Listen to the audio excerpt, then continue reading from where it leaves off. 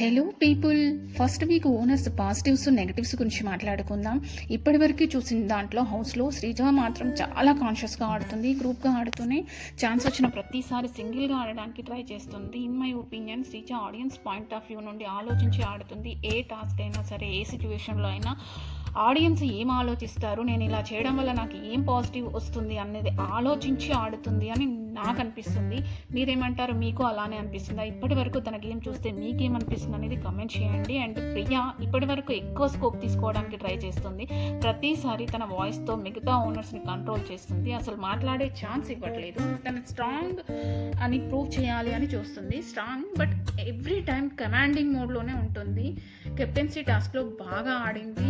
But తను use చేసిన words కొన్ని, అంటే తను ఓడిపోవడం వల్ల ఆ బాధలో కావచ్చు, లేదంటే ఇంకేదైనా అవ్వచ్చు, కానీ కొన్ని నెగిటివ్గా మాట్లాడింది అనిపించింది. మీరేమంటారు? కమెంట్ చేయండి.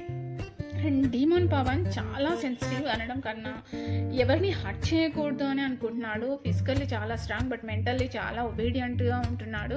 మిగతా వాళ్ళతో ఏం చేస్తున్నారు, ఏం మాట్లాడుతున్నారు అర్థం చేసుకోవడానికి, వాళ్ళు ఇబ్బంది పడకూడదు అని ఆలోచిస్తూ స్ట్రాంగ్గా మిగతా వాళ్ళని కట్ చేయలేకపోతున్నాడు. డిఫరెంట్ ఏదైనా ఆర్గ్యుమెంట్ జరిగినప్పుడు మిగతా వాళ్ళందరినీ మాట్లాడించి వాళ్ళ పర్మిషన్ తీసుకొని మాట్లాడడానికి ట్రై చేసుకున్నాడు.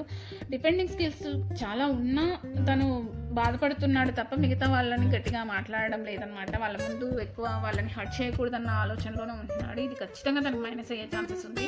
నిజమా కాదా? కమెంట్ చేయండి.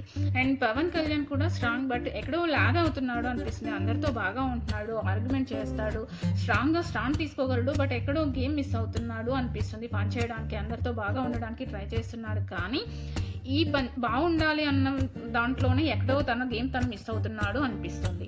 మీరేమంటారో చెప్పండి. అండ్ మర్యాద మనీష్, అబ్బో ఈయన గురించి మాట్లాడాలి అంటే మనం ఓవర్ థింక్ చేయాలి. నేను బాగా అనలైజ్ చేయగలను అన్న ఓవర్ థింక్లో చాలా మిస్టేక్స్ చేస్తున్నాడు. ప్రతిదీ అపోజ్ చేస్తున్నాడు. ఆఫ్ కోర్స్ మిగతా వాళ్ళ మిస్టేక్స్ కూడా ఉన్నాయి, కానీ తన మాటలతో ఇరిటేట్ చేస్తున్నాడు. మనీష్ గురించి మాట్లాడాలి అంటే మర్యాదగా ఇంకో వీడియో చేయాల్సిందే మనం. మీకు కూడా ఇలాగే అనిపిస్తుందా? చెప్పండి. ఇక హరీష్ గారు, అమ్మో ఈయన నేనే మాస్టర్ మైండ్ అనుకుంటున్నాడు, నాకు ఎవరూ లేరు పోటీ, నేను మోనార్కు, నన్ను ఎవరు ఆపలేరు అన్నట్టు చాలా మైండ్ గేమ్ ఆడుతున్నాడు. అందరినీ నాతో పెట్టుకుంటే మీకు మీరు స్పాట్ పెట్టుకున్నట్టే అన్నట్టు ఉంటున్నాయి ఈయన మాటలు. అండ్ బ్యాక్ బిచ్చింగ్ చాలా చేస్తున్నాడు. హరీష్ గారిని నమ్మి ఎవరైనా ఏదైనా చెప్తే అది వేరే వాళ్ళకి నెగిటివ్గా చేరేలా చేస్తున్నాడు. ముందు వాళ్ళతో మంచిగా మాట్లాడి వెనకాల వాళ్ళ గురించి చాలా నెగిటివ్ స్ప్రెడ్ చేస్తున్నాడు అని నాకు అనిపిస్తుంది. మీరు కూడా అదే అంటారా? చెప్పండి. మీ ఒపీనియన్ కమెంట్ చేయండి. అండ్ ప్లీజ్ సబ్స్క్రైబ్ చేసి, లైక్ చేసి, షేర్ చేయండి. Thank you.